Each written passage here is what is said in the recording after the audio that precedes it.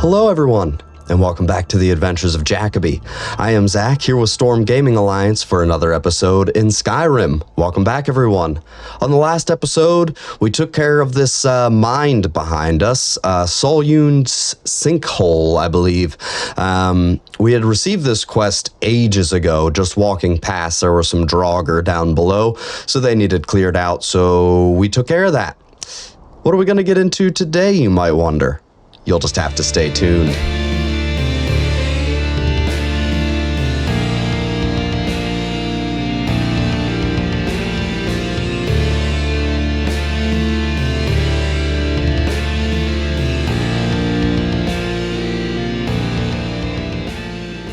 And welcome back. So, here we are, leaving out of Solyun's sinkhole here. I think it was like moonstone or something in there. But yep, we are finished with that. Which way should I go? We just probably... I guess we can go left. Yeah, I guess we'll go left for now. So yeah, what are we going to get into today? Well, today, as we walk back home, I'm just sort of going to recap the last two chapters. There is a video up there on our YouTube page under the Adventures of Jacoby playlist. I believe it's called The Journey So Far. And that was a recap of chapters 1 through 3, if memory serves correct. So I am just going to head off in the way of Lakeview Manor and sort of recap the last two chapters here. So chapter 4 saw a series of nightmares that we started to have. When we would try to sleep, we were visited by disembodied voices, visions of some masked figure, and after some deliberation and talking to the Greybeards and stuff, basically they had suggested that maybe we try to hunt down the dragon priests of old, because that was really sort of the only similarity they could find, was that I was seeing a masked figure, and of course the dragon priests used to wear masks, the most powerful dragon priests wearing masks of their namesake, powerful ancient relics of the Dragon Empire. So that's what we did in chapter 4. We traveled all around Skyrim, trying to locate these masks, speaking to the Greybeards, speaking to Parthenax. Parthenax would send Odaving, our dragon friend, down from the mountain to come in and give us tips or ideas as to where we might look for those masks. And myself personally, the Winter Warlock, out of game, had never actually completed the collection of Dragon Priest masks. It was something that I had set out to do multiple times. It's just, usually my Skyrim characters don't really last that long. I sort of just lose, honestly, I just sort of lose interest in just playing like one character for a long time. Jacoby is very much an exception to the rule, simply because he is the star of a Let's Play series, to put it rather frank. Is this a thief or something down here?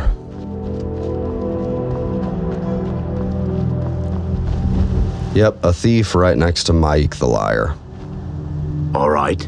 Hand over your valuables, or I'll gut you like a... Walk away. Nice try. I'm not going to ask again. I don't have time for this. Don't you walk away from me. Another fight. One more. And good night. I'm glad I didn't catch Mike the Liar on fire there. That was not... Ooh, nice, flawless ruby. That was not what I wanted to do. All right. So, yes, you know, I had never collected all of the Dragon Priest masks before, and it was always something I was interested in doing, just never made it that far with any particular character. So, Chapter 4 was a very long chapter, because once we got down to sort of trying to find the last Dragon Priest mask, we were sent a letter. Well, rather, we weren't sent a letter. We returned home, and there was a letter nailed to our front door.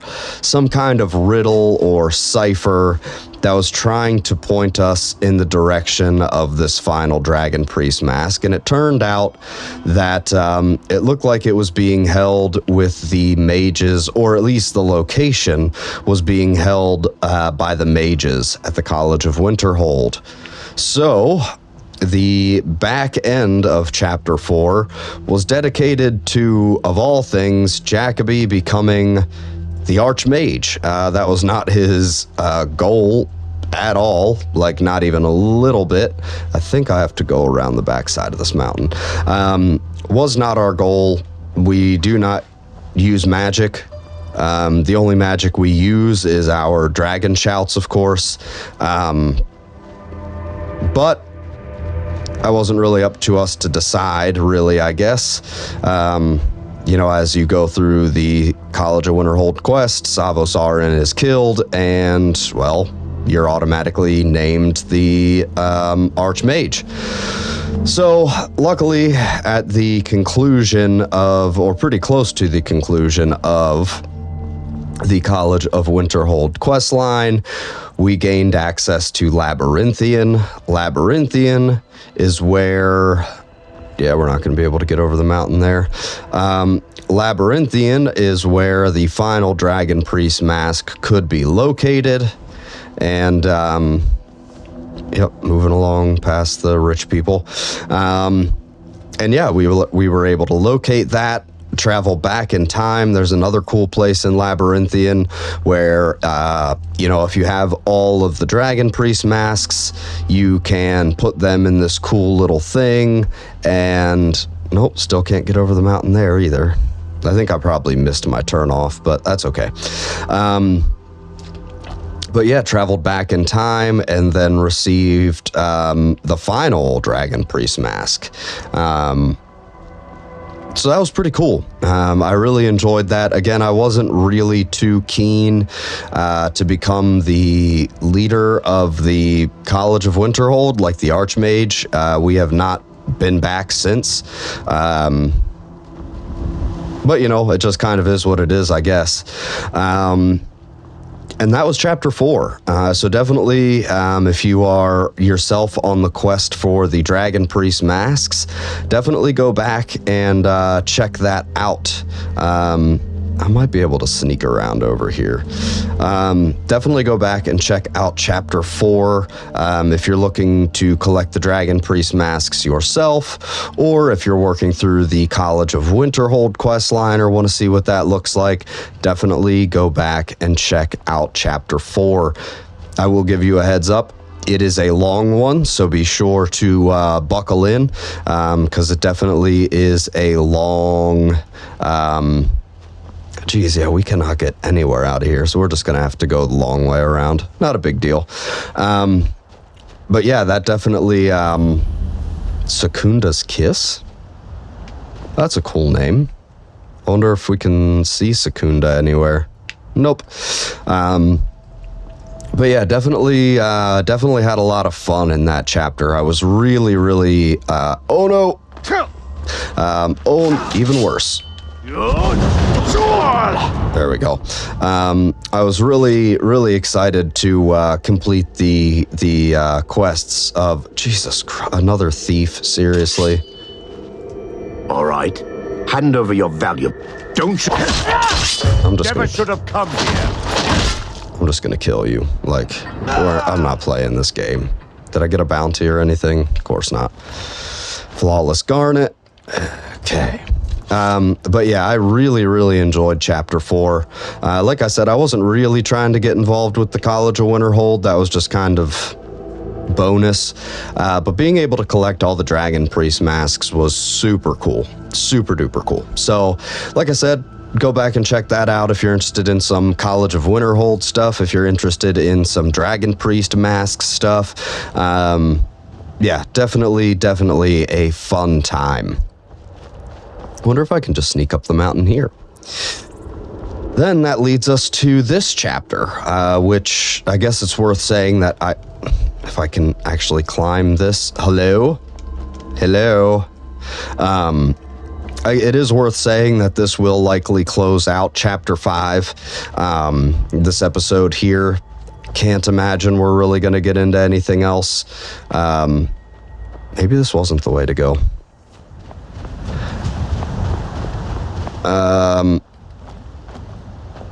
You know what? No, we're not wasting anybody's time trying to jump glitch our way around. We'll just do it the normal way. Plus, I want to be able to talk about this chapter before we get home. So, if I can get down and out of here without dying, that's going to be step number 1. All right, cool. So yeah, Chapter 5. So Chapter 5 was an interesting one. At the end of Chapter 4, I guess we'll take one more step back. We were accosted by... What is following me? Oh, the wind's blowing. We were accosted by some dragon cultists. Now, we have not seen them ever again. But they did wear masks that resembled those of the masked figure that we had seen in our dreams. And basically they had some orders on them saying, kill the false dragonborn, which they are claiming that I am not the real true dragonborn, which is a little weird. Seems like they're a little out of touch. But whoever it is seemed crazy enough to invest in sending some pretty flimsy mercenaries my direction. So we were accosted by them. We got off of their body. We did find, let's get through this autosave. They did have a letter on them, which basically stated, cultist orders here, that basically board this ship, head to Windhelm, then start searching for myself, and try to kill me. And this Mirak name was mentioned, so I'm wondering if that is the fanatic that I have seen in my dreams. But we haven't seen any other cultists since then. But basically it said, you know, that this guy is in Solstheim, or this person is in Solstheim, and yeah. So Chapter 5 was dedicated to wrapping up loose ends. There were a few things here in Skyrim that I wanted to get taken care of. So basically all of our affairs were in order.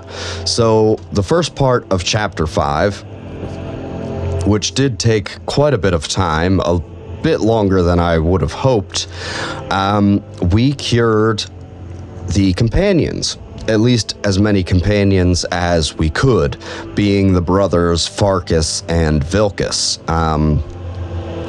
Of course, Skjor is dead, although his dead body seems to still be haunting the denizens of Jorvaskr. Funny little glitch there. But, you know, what are you going to do? But of course, Skjor is dead, and Aela wants to remain a werewolf. She does not want to be cured. You do not get the quest option to cure her, which is a bummer. But I did want to cleanse the companions. And we did that after a lot of trying, it took a good long while, but we did finally cure Farkas and Vilkas. Just a little bit of user error, really, just mucking up the orders of things as far as getting work done for the companions and awaiting the quest trigger to get them cleansed. So after a lot of back and forth, we hunted down a few dragons and hunted down a few things and jailbreak people and all sorts of fun stuff. We were finally able to get Vilkas and Farkas cured, so the companions are in good shape. They are being watched over by... This is where we want to go. They are being watched over by Farkas and Vilkas. I sort of put those guys not in charge. Obviously I'm in charge if there's, the closest thing to in charge of the companions as anyone can be. Just want to make sure this necromancer still hasn't returned. Amazingly not. That's kind of crazy that they haven't respawned. But yeah, so there we are, home sweet home. Let's make sure we're not under attack by anyone. But yeah, so for the first half of this chapter or so, we spent trying to cure the companions. And eventually we're successful in that endeavor. Then, let's see, what did we do after that? Yes. We were continually assailed on the road by Dark Brotherhood assassins. The shadow of these hawks always just freaks me out. We'll just go ahead and take a seat here. But, some assassins from the Dark Brotherhood had attempted to assassinate us. Terrible angle here. Had attempted to assassinate us multiple times to no avail. So one thing I wanted to do was try to track down those fools and get that taken care of. So basically as not to leave Lydia in any kind of real danger. So we tracked down this Aventus Aretino boy in Windhelm. I believe he was in Windhelm. He had been trying to contact the Dark Brotherhood. Turned out he was an orphan. Escaped Honor Hall Orphanage outside of Riften and was calling upon the Dark Brotherhood to kill a woman by the name of Grelad the Kind, who basically was just a very terrible, old, abusive lady who was in charge of an orphanage. So without too much quarrel, we killed her and reported back and made our way back home to talk to Lydia. We were going to basically be just waiting to see what was going on. Basically just waiting to see what would happen with the Dark Brotherhood when we were kidnapped. We were kidnapped in our sleep. And when we woke up, lo and behold, Astrid, leader of the Dark Brotherhood herself, had kidnapped us, was upset that we had stolen their contract, had kidnapped 3 other NPCs, and basically told me that I had to figure out which one to kill. So we killed Astrid. That is another one that I, the Winter Warlock here, had never done the Destroy the Dark Brotherhood quest. And I thought that it was pretty appropriate for Jacoby to be the character who would do that. So we killed Astrid. We had to go talk to the Penitus Oculatus, I believe, out of Dragon Bridge, Commander Morrow. He told us where we could locate the sanctuary of the Dark Brotherhood, which oddly enough was here in Falkreath, very close to our house. So we went over there, murdered everybody. The game crashed, so we murdered everybody again. And yeah, that was it. Then I wanted to go meet with the Greybeards just to let them know that, hey, this Mirak guy is the guy. We're going to Solstheim to get this stuff figured out. And basically just let them know where we would be. And on our way back from doing all that, I had noticed there was a word of power up at Elder's Blood Peak that the Greybeards told us about. We checked that out. That was another word for the disarm shout. And then on the way back from that, we stopped in and knocked off Sol Yun's sinkhole, which is where we just came from. And that brings us to this episode, basically closing out Chapter 5. Yeah, that's pretty much it. Well, everyone, thanks for joining me here on this episode of The Adventures of Jacoby. I know we didn't get into too much, but I did want to recap the last couple of chapters, as next episode, we're starting off Chapter 6, and we'll likely be heading off to Solstheim. So that is going to, that's going to be a long chapter.